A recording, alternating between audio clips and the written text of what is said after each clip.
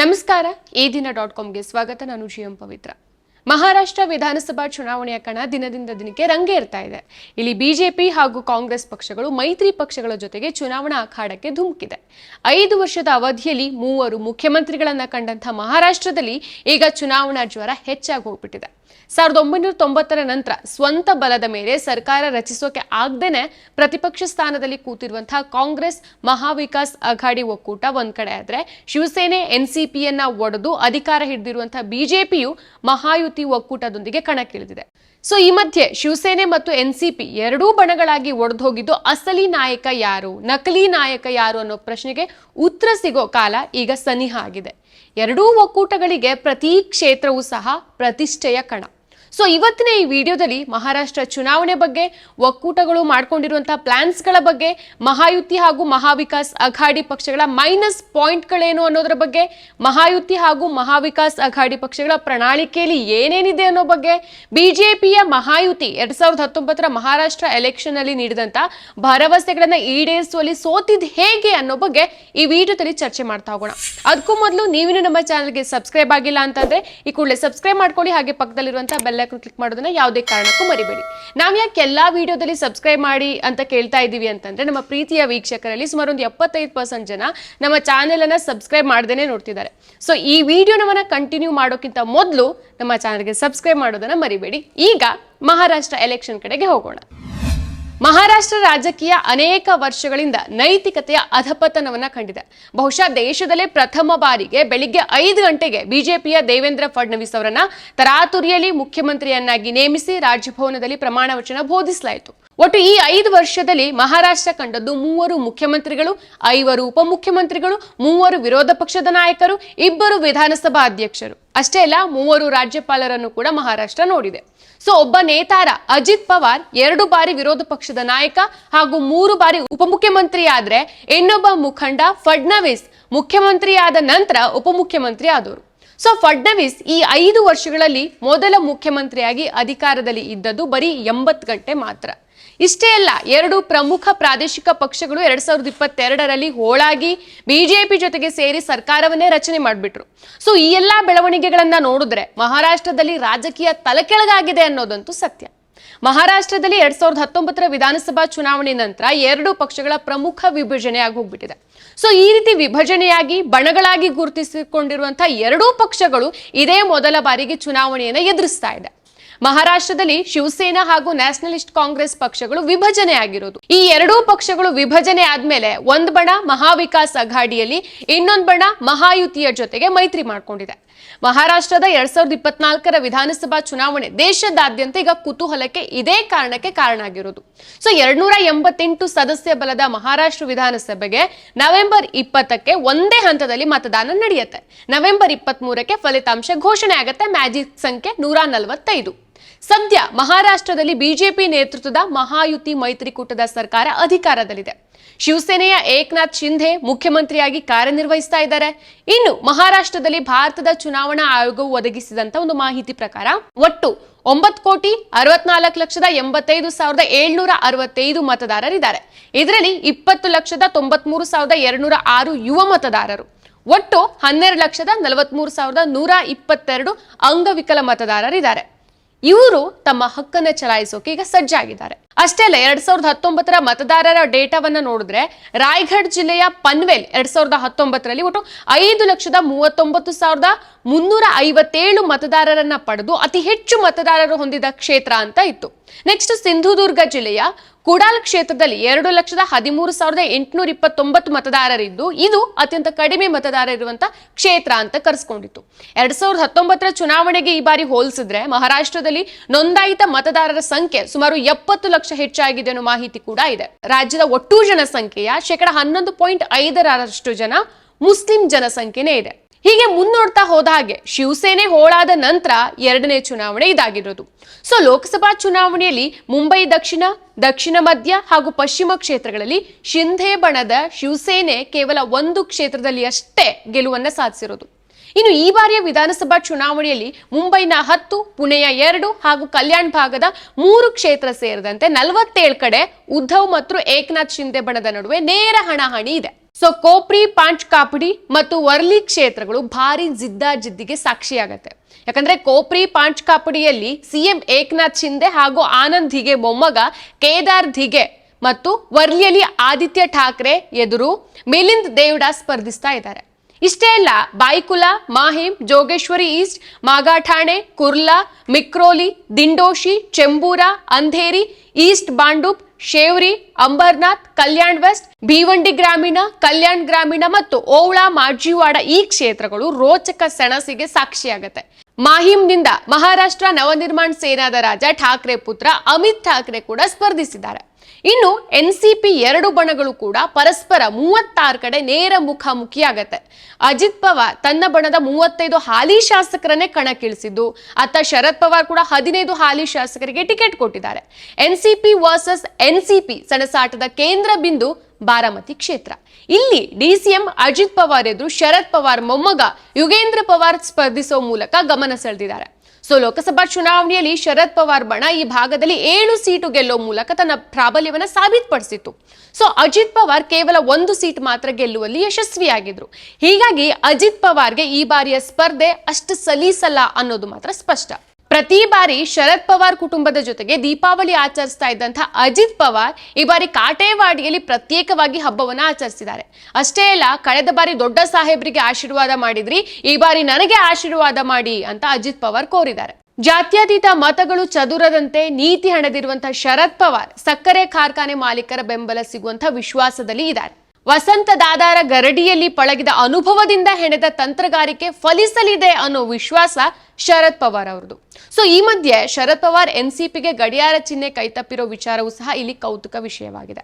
ಮಹಾರಾಷ್ಟ್ರದ 5 ಭೌಗೋಳಿಕ ಪ್ರದೇಶಗಳಾದ ಕೊಂಕಣ್, ಪಶ್ಚಿಮ ಮಹಾರಾಷ್ಟ್ರ, ಉತ್ತರ ಮಹಾರಾಷ್ಟ್ರ, ಮರಾಠವಾಡ ಮತ್ತು ವಿದರ್ಭ ಇದು ರಾಜಕೀಯ ಮತ್ತು ಐತಿಹಾಸಿಕ ಅಷ್ಟೆಲ್ಲ ಸಾಂಸ್ಕೃತಿಕವಾಗಿಯೂ ಸಹ ವಿಭಿನ್ನವಾಗಿರೋದು. ಈ 5 ಪ್ರದೇಶಗಳು ಒಂದು ರಾಜ್ಯದ ಒಳಗಿರುವಂತಹ ಬೇರೆ ಬೇರೆ ರಾಜ್ಯಗಳ ರೀತಿಯಲ್ಲಿನೇ ಇದೆ. 62 ಕ್ಷೇತ್ರಗಳನ್ನು ಹೊಂದಿರುವಂತಹ ವಿದರ್ಭ ಹಾಗೂ 46 ಕ್ಷೇತ್ರಗಳಿರುವಂತಹ ಮರಾಠವಾಡ ಬಹಳ ಮಹತ್ವವನ್ನ ಹೊಂದಿದೆ. ಇಲ್ಲಿ ಹೆಚ್ಚು ಕ್ಷೇತ್ರಗಳನ್ನ ಗೆದ್ದವರು ಸರ್ಕಾರ ರಚಿಸುವ ಸಾಧ್ಯತೆ ಕೂಡ ಇರುತ್ತೆ. ಸೊ ಮರಾಠಿಗರ ಮೀಸಲಾತಿ ಆಂದೋಲನಕ್ಕೆ ಮರಾಠವಾಡವೇ ಹೃದಯ ಭಾಗ. ಸೊ ಈ ಆಂದೋಲನದ ನೇತೃತ್ವ ವಹಿಸಿರುವಂತಹ ಜರಂಗೆ ಪಾಟೀಲ್ ಇಲ್ಲಿಯವರೇ 2023ರಲ್ಲಿ ಆತ್ಮಹತ್ಯೆ ಮಾಡಿಕೊಂಡಂತ 2851 ರೈತರಲ್ಲಿ 1088 ಮಂದಿ ಇದೇ ಬರ ಪೀಡಿತ ಪ್ರದೇಶದವರು. ಸುಮಾರು ಒಂದು 28% ಮರಾಠ ಮತಗಳು, 52% ಹಿಂದುಳಿದ ವರ್ಗದ ಮತಗಳು ಮತ್ತು 15% ಇರುವಂತಹ ದಲಿತ ಮತಗಳು ಚುನಾವಣೆಯ ಮೇಲೆ ನಿರ್ಣಾಯಕ ಪರಿಣಾಮವನ್ನ ಬೀರಬಹುದು. ಮಹಾರಾಷ್ಟ್ರ ಈ ಚುನಾವಣೆಯನ್ನ ಬಿಜೆಪಿ ಮತ್ತು ಕಾಂಗ್ರೆಸ್ ಏಕಾಂಗಿಯಾಗಿ ಎದುರಿಸ್ತಾ ಇಲ್ಲ. ಬಿಜೆಪಿ ಆಡಳಿತ ಪಕ್ಷವಾದಂಥ ಮಹಾಯುತಿ ಮೈತ್ರಿಕೂಟ, ಕಾಂಗ್ರೆಸ್ ವಿರೋಧ ಪಕ್ಷವಾದಂಥ ಮಹಾವಿಕಾಸ್ ಅಘಾಡಿ ಮೈತ್ರಿಕೂಟದ ಜೊತೆಗೇನೆ ಸೀಟ್ ಹಂಚಿಕೆ ಮಾಡ್ಕೊಂಡಿದೆ. ಇನ್ನು ಸೀಟ್ ಹಂಚಿಕೆ ಮಾಡಿಕೊಂಡು ಉಭಯ ಪಕ್ಷಗಳು ಚುನಾವಣೆಯನ್ನ ಎದುರಿಸ್ತಾ ಇದೆ. ಮುಂಬೈ ನಗರದ 36 ಸೀಟ್ಗಳಿಗೆ 420 ಅಭ್ಯರ್ಥಿಗಳು ನಾಮಪತ್ರ ಸಲ್ಲಿಕೆ ಮಾಡಿದ್ದಾರೆ. ಮಹಾಯುತಿ ಮೈತ್ರಿಕೂಟದಲ್ಲಿ ಬಿಜೆಪಿ 180 ಸೀಟು, ಮಿತ್ರ ಪಕ್ಷ ಎನ್ಸಿಪಿ 52, ಏಕನಾಥ್ ಶಿಂದೆ ನೇತೃತ್ವದ ಶಿವಸೇನೆ 80 ಕ್ಷೇತ್ರಗಳಲ್ಲಿ ಅಭ್ಯರ್ಥಿಗಳನ್ನ ಕಣಕ್ಕಿಳಿಸಿದೆ. ಸೊ ಬಿಜೆಪಿಯ ಕೆಲವು ನಾಯಕರನ್ನ ಶಿವಸೇನೆ ಮತ್ತು ಎನ್ಸಿಪಿ ಈ ಟಿಕೆಟ್ ನಲ್ಲಿ ಕಣಕ್ಕಿಳಿಸುವ ಮೂಲಕ ಹೊಸ ಚುನಾವಣಾ ತಂತ್ರವನ್ನ ಬಿಜೆಪಿ ಅನುಸರಿಸಿದೆ. ಸೊ ಈಗಾಗಲೇ ಎರಡೂ ಪಕ್ಷಗಳು ತಮ್ಮ ಚುನಾವಣಾ ಪ್ರಣಾಳಿಕೆಯನ್ನು ಸಹ ಬಿಡುಗಡೆ ಮಾಡಿದ್ದಾರೆ. ಮಹಾರಾಷ್ಟ್ರ ವಿಧಾನಸಭಾ ಚುನಾವಣೆಗೆ ರಾಜಕೀಯ ಪಕ್ಷಗಳ ನಡುವೆ ಉಚಿತ ಕೊಡುಗೆಗಳ ಮಹಾಪೂರವೇ ಹರಿದು ಬಂದ್ಬಿಟ್ಟಿದೆ. ಒಂದ್ ಕಡೆ ಬಿಜೆಪಿ ನೇತೃತ್ವದ ಮಹಾಯುತಿ, ಮತ್ತೊಂದ್ ಕಡೆ ಕಾಂಗ್ರೆಸ್ ನೇತೃತ್ವದ ಮಹಾವಿಕಾಸ್ ಅಘಾಡಿ ಭರಪೂರ ಫ್ರೀ ಬೀಸ್ಗಳನ್ನ ಯೋಜನೆ ರೂಪದಲ್ಲಿ ಪ್ರಕಟಿಸಿದೆ. ಇಷ್ಟು ದಿನ ಫ್ರೀಯಾಗಿ ಕೊಟ್ರೆ ದೇಶ ಮುಳುಗೋಗುತ್ತೆ ಅಂತ ಬೊಬ್ಬೆ ಹೊಡಿತಾ ಇದ್ದಂತ ಬಿಜೆಪಿ ಈಗ ಮಹಾರಾಷ್ಟ್ರ ಚುನಾವಣೆಯಲ್ಲಿ ಒಂದ್ ಕೈ ನೋಡೇ ಬಿಡೋಣ ಅಂತ ಫ್ರೀ ಬೀಸ್ ಅನ್ನ ಅನೌನ್ಸ್ ಮಾಡಿದ್ದಾರೆ. ಮುಂದಿನ 5 ವರ್ಷಗಳಲ್ಲಿ 25 ಲಕ್ಷ ಉದ್ಯೋಗ ಸೃಷ್ಟಿ, ದೇಶದ ಮೊದಲ ಕೃತಕ ಬುದ್ಧಿಮತ್ತೆ ತಂತ್ರಜ್ಞಾನದ ವಿಶ್ವವಿದ್ಯಾಲಯ ಸ್ಥಾಪನೆ, ವೃದ್ಧಾಪ್ಯ ವೇತನ 1,500 ರೂಪಾಯಿಯಿಂದ 2,100 ರೂಪಾಯಿಗೆ ಹೆಚ್ಚಳ ಮಾಡೋದು, SC ST OBC ವರ್ಗದ ರೈತರಿಗೆ 15 ಲಕ್ಷ ರೂಪಾಯಿವರೆಗೆ ಬಡ್ಡಿ ರಹಿತ ಸಾಲ ಕೊಡೋದು, ಲಖ್ಪತಿ ದೀದಿ ಯೋಜನೆಯಲ್ಲಿ 50 ಲಕ್ಷ ಮಹಿಳೆಯರ ಸಬಲೀಕರಣ, ಬಲವಂತದ ಮತಾಂತರವನ್ನ ನಿಷೇಧಕ್ಕೆ ಕಠಿಣ ಕಾನೂನು ರಚಿಸೋದು, ಗೃಹ ಬಳಕೆ ವಿದ್ಯುತ್ ಗ್ರಾಹಕರಿಗೆ ಶೇಕಡಾ ಶುಲ್ಕದಲ್ಲಿ 30% ಅಷ್ಟು ವಿನಾಯಿತಿ ಕೊಡೋದು, ಆಶಾ ಹಾಗೂ ಅಂಗನವಾಡಿ ಕಾರ್ಯಕರ್ತೆಯರ ಗೌರವಧನ 15,000 ರೂಪಾಯಿಗೆ ಹೆಚ್ಚಳ ಮಾಡೋದು, ರಾಜ್ಯದ 45,000 ಹಳ್ಳಿಗಳಲ್ಲಿ ಸುಸಜ್ಜಿತ ರಸ್ತೆ ನಿರ್ಮಾಣ ಮಾಡೋದು, ಮಾಡೋದು, ಶೇತಕರಿ ಸಮ್ಮಾನ್ ಯೋಜನೆಯಡಿ ರೈತರಿಗೆ ಮಾಸಿಕ 15,000 ರೂಪಾಯಿ ನೆರವು ನೀಡೋದು, ರೈತರ ಕೃಷಿ ಸಾಲ ಮನ್ನಾ ಮಾಡೋದು, ಲಕ್ಷ ವಿದ್ಯಾರ್ಥಿಗಳಿಗೆ ಮಾಸಿಕ 10,000 ರೂಪಾಯಿ ಆರ್ಥಿಕ ನೆರವನ್ನ ನೀಡೋದು, ಬಡ ಕುಟುಂಬಗಳಿಗೆ ಆಹಾರ ಭದ್ರತೆ ಕಾಯ್ದೆಯಡಿ ಉಚಿತ ಪಡಿತರ ವಿತರಣೆಯನ್ನ ಘೋಷಣೆ ಮಾಡಿದೆ. ಆದ್ರೆ ನಾವಿಲ್ಲಿ ಇನ್ನೊಂದು ವಿಚಾರವನ್ನ ಗಮನಿಸಬೇಕು. ಮಹಾಯುತಿ ಮೈತ್ರಿ ಸರ್ಕಾರದ ಭಾಗವಾಗಿರುವಂತಹ ಬಿಜೆಪಿ 2019ರಲ್ಲಿ ವಿಧಾನಸಭಾ ಚುನಾವಣೆ ಪ್ರಣಾಳಿಕೆಯಲ್ಲಿ ಆರೋಗ್ಯ ಮತ್ತು ರೈತ ಕಲ್ಯಾಣದ ಬಗ್ಗೆ ನೀಡಿದಂತಹ ಭರವಸೆಗಳನ್ನ ಸೇರಿ ಬೇರೆ ಬೇರೆ ಭರವಸೆಗಳನ್ನ ಈಡೇರಿಸುವಲ್ಲಿ ವಿಫಲವಾಗಿದೆ ಅಂತ MumbaiVotes.com ತನ್ನ ಅಧ್ಯಯನದಲ್ಲಿ ಒಂದು ವರದಿಯನ್ನ ಬಿಡುಗಡೆ ಮಾಡಿದೆ. 2019ರಲ್ಲಿ ಇಂಧನದ ಬಗ್ಗೆ 5 ಭರವಸೆಗಳು, ಕಾರ್ಮಿಕರ ಬಗ್ಗೆ 7 ಭರವಸೆಗಳು, ಸಾರಿಗೆಗೆ ಸಂಬಂಧಿಸಿ 16 ಮತ್ತು ನೀರಿಗೆ ಸಂಬಂಧಿಸಿದಂತ 8 ಭರವಸೆಗಳನ್ನ ನೀಡಿದೆ ಅಂತ ಪತ್ತೆ ಹಚ್ಚಿತು. ಸೊ ಬಿಜೆಪಿಯ ಪ್ರಣಾಳಿಕೆಯಲ್ಲಿನ ಕೃಷಿ ಸಂಬಂಧಿತ 74% ಉದ್ದೇಶಿತ ಭರವಸೆಗಳಲ್ಲಿ 50%ಗಿಂತ ಕಡಿಮೆಯನ್ನ ಪೂರ್ತಿಗೊಳಿಸಲಾಗಿದೆ. ಯಾವುದೇ ಭರವಸೆಯನ್ನ ಸಂಪೂರ್ಣವಾಗಿ ಈಡೇರಿಸಿಲ್ಲ ಅಂತ ಈ ವರದಿ ಹೇಳುತ್ತೆ. ಸೊ ಪ್ರಣಾಳಿಕೆಯಲ್ಲಿನ 34ರಲ್ಲಿ 23 ಅಥವಾ 68% ಭರವಸೆಗಳನ್ನ ನಿರ್ಲಕ್ಷಿಸಲಾಗಿದೆ ಅನ್ನೋದು ಈ ಅಧ್ಯಯನದ ಮೂಲಕ ತಿಳಿದು ಬಂದಿರೋದು. ಅಷ್ಟೇ ಅಲ್ಲ, ಈ ಅಧ್ಯಯನದ ಪ್ರಕಾರ ಸೌರ ಪವರ್ ಗ್ರಿಡ್ ಗಳನ್ನ ಬಳಸೋ ರೈತರಿಗೆ ದಿನಕ್ಕೆ 12 ಗಂಟೆಗಳ ಕಾಲ ವಿದ್ಯುತ್ ಸೇರಿದಂತೆ ಪ್ರಮುಖ ಭರವಸೆಗಳನ್ನ ಕಡೆಗಣಿಸಲಾಗಿದೆ. ಪ್ರಧಾನಮಂತ್ರಿ ನರೇಂದ್ರ ಮೋದಿ ಅವರು ಭರವಸೆ ನೀಡಿದಂತೆ 2020 ಮತ್ತು 24ರ ನಡುವೆ ಮಹಾರಾಷ್ಟ್ರದಲ್ಲಿ ರೈತರ ಆದಾಯ ದ್ವಿಗುಣಗೊಂಡಿಲ್ಲ ಅಂತ ಕೂಡ ಹೇಳಿದೆ. 2019ರ ಚುನಾವಣೆ ವೇಳೆ ಬಿಜೆಪಿ ಕನಿಷ್ಠ 15,000 ಆರೋಗ್ಯ ಕೇಂದ್ರಗಳ ಸ್ಥಾಪನೆ ಮಾಡುವಂತ ಭರವಸೆಯನ್ನ ನೀಡಿತ್ತು. ಆದ್ರೆ 2019ರಿಂದ ಯಾವುದೇ ಹೆಚ್ಚುವರಿ ಆರೋಗ್ಯ ಕೇಂದ್ರವನ್ನ ಸ್ಥಾಪಿಸಲಾಗಿಲ್ಲ ಅನ್ನೋ ಸತ್ಯವನ್ನ ಈ ವರದಿ ಬಹಿರಂಗಗೊಳಿಸಿದೆ. ಸೊ ಇದಿಷ್ಟು ಬಿಜೆಪಿ ಅಥವಾ ಮಹಾಯುತಿಯ ಚುನಾವಣಾ ಪ್ರಣಾಳಿಕೆ. ಆದ್ರೆ ಈಗ ಕಾಂಗ್ರೆಸ್ ಕೂಡ ಭರ್ಜರಿ ಚುನಾವಣಾ ಪ್ರಣಾಳಿಕೆಯನ್ನೇ ಬಿಡುಗಡೆ ಮಾಡಿದೆ.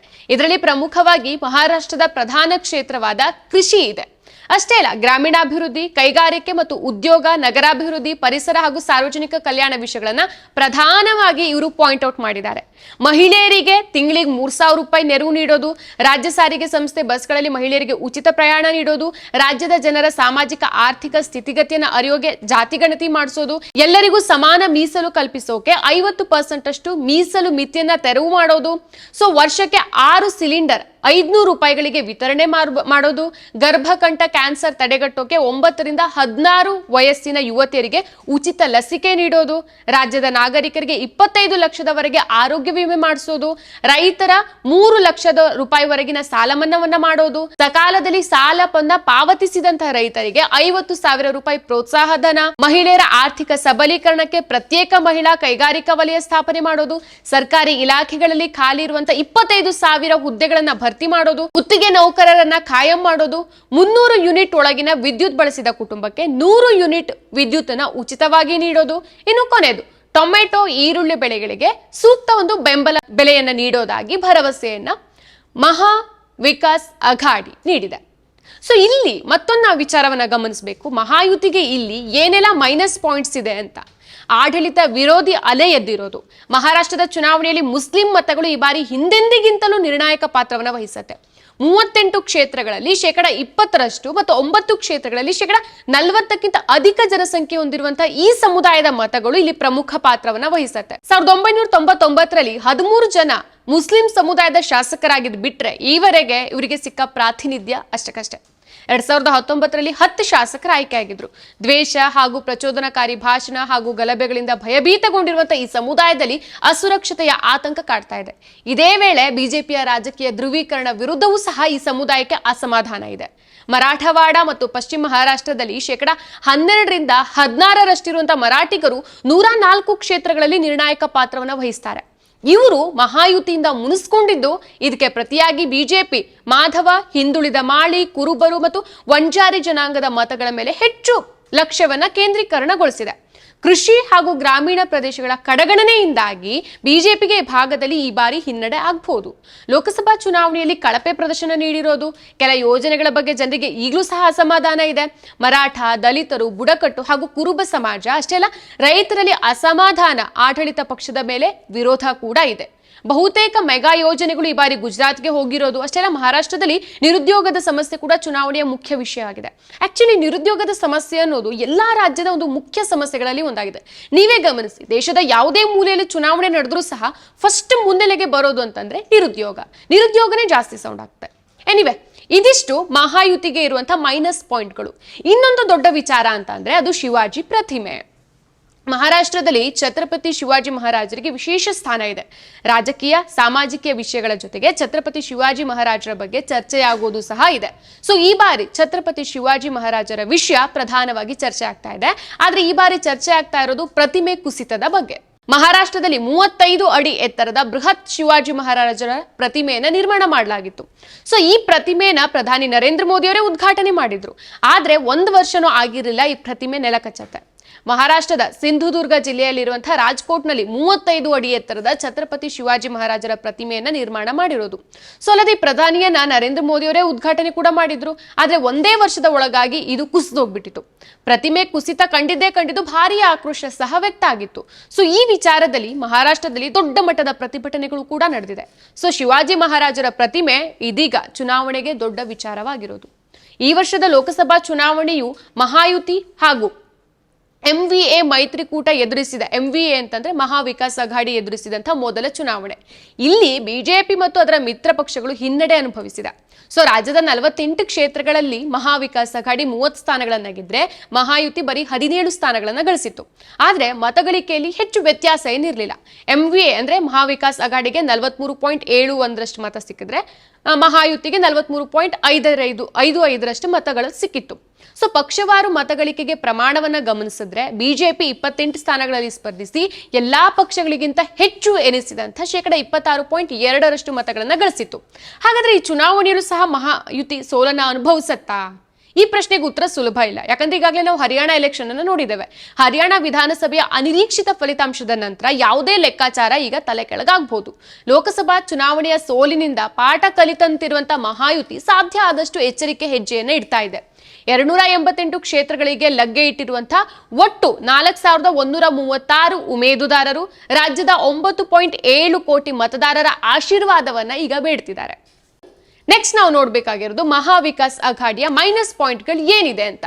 ಲೋಕಸಭಾ ಚುನಾವಣೆ ನಂತರ ಇವರ ಆತ್ಮವಿಶ್ವಾಸ ಅತಿಯಾಗಿ ಹೋಗ್ಬಿಟ್ಟಿದೆ ಅನ್ನೋ ಪಾಯಿಂಟ್ ಕೂಡ ಇದೆ. ಈ ಮಾತುಗಳು ರಾಜಕೀಯ ವಿಶ್ಲೇಷಕರಿಂದನೇ ಕೇಳ್ಬರ್ತಾ ಇರೋದು. ಅಷ್ಟೇ ಅಲ್ಲ, ಶಿಂದೆ ಬಣ ಮತ್ತು ಬಿಜೆಪಿಯತ್ತ ಶಿವಸೇನೆಯ ಸಾಂಪ್ರದಾಯಿಕ ಮತಗಳು ಚದರಿ ಹೋಗುವಂತ ಸಾಧ್ಯತೆಗಳು ಕೂಡ ಇದೆ. ಶಿವಸೇನೆ ಮತ್ತು NCPಗೆ ಮೂಲ ಚಿಹ್ನೆ ಸಿಗದೇ ಇರುವುದು ಕೂಡ ಇಲ್ಲಿ ಮಹಾ ವಿಕಾಸ್ ಅಘಾಡಿಗೆ ಒಂದು ಸಮಸ್ಯೆ ಆಗಬಹುದು ಅನ್ನೋ ಮಾತುಗಳಿದೆ. ಇನ್ನು ಇತ್ತೀಚೆಗೆ ಕಾಂಗ್ರೆಸ್ ಪಕ್ಷದ ವಿರೋಧಿ ಚಟುವಟಿಕೆಯಲ್ಲಿ ಭಾಗಿಯಾಗಿರುವಂತಹ 28 ಬಂಡಾಯ ಅಭ್ಯರ್ಥಿಗಳನ್ನ ಮುಂದಿನ 6 ವರ್ಷಗಳ ಕಾಲ ಅಮಾನತ್ ಮಾಡಲಾಗಿದೆ ಅಂತ ಮಹಾರಾಷ್ಟ್ರ ಕಾಂಗ್ರೆಸ್ ತಿಳಿಸಿದೆ. AICC ಉಸ್ತುವಾರಿ ರಮೇಶ್ ಚಿನಿತ್ತಲ್ ಇವರ ನಿರ್ದೇಶನದಂತೆ ಬಂಡಾಯ ಅಭ್ಯರ್ಥಿಗಳ ವಿರುದ್ಧ ಅಮಾನತು ಕ್ರಮವನ್ನು ಜರುಗಿಸಲಾಗಿದೆ. ಗೆಲ್ಲೋದಕ್ಕೆ ಏನೆಲ್ಲ ಕ್ರಮಗಳು ಬೇಕೋ, ಏನೆಲ್ಲ ಆಗ್ಬೇಕಿತ್ತು ಅದೆಲ್ಲವನ್ನ ಕಾಂಗ್ರೆಸ್ ಮಾಡ್ತಾ ಇದೆ. ಸೊ ಇದಿಷ್ಟು ಮಹಾರಾಷ್ಟ್ರದ ಚುನಾವಣೆಯ ಸದ್ಯದ ಅಪ್ಡೇಟ್ಸ್ಗಳು. ಬಿಜೆಪಿಯ ಮಹಾಯುತಿಗೆ ಹಾಗೂ ಕಾಂಗ್ರೆಸ್ನ ಮಹಾ ವಿಕಾಸ್ ಅಘಾಡಿಗೆ ಯಾವೆಲ್ಲ ಚಾಲೆಂಜಸ್ ಇದೆ, ಮಹಾಯುತಿ 2019ರಲ್ಲಿ ನೀಡಿದ ಭರವಸೆಗಳನ್ನ ಈಡೇರಿಸುವಲ್ಲಿ ವಿಫಲ ಆಗಿರೋದ್ರ ಸಂಪೂರ್ಣ ಮಾಹಿತಿಯನ್ನು ನಿಮಗೆ ತಿಳಿಸೋ ಪ್ರಯತ್ನ ಮಾಡಿದ್ದೇವೆ. ನಮ್ಮ ಈ ಪ್ರಯತ್ನ ನಿಮ್ಗೆ ಇಷ್ಟ ಆಗಿದ್ರೆ ನಮ್ಮ ಚಾನಲ್ಗೆ ಸಬ್ಸ್ಕ್ರೈಬ್ ಮಾಡೋ ಮೂಲಕ ನಿಮ್ಮ ಬೆಂಬಲವನ್ನ ಸೂಚಿಸಿ. ಮತ್ತಷ್ಟು ವಿಶೇಷ ವಿಡಿಯೋಗಳನ್ನು ನೋಡಲು ಮತ್ತು ಹೊಸ ವಿಡಿಯೋಗಳ ಬಗ್ಗೆ ತಿಳಿಯಲು EDina.com ಯೂಟ್ಯೂಬ್ ಚಾನೆಲ್ ಸಬ್ಸ್ಕ್ರೈಬ್ ಮಾಡಿ ಮತ್ತು ಬೆಲ್ ಐಕಾನ್ ಕ್ಲಿಕ್ ಮಾಡಿ.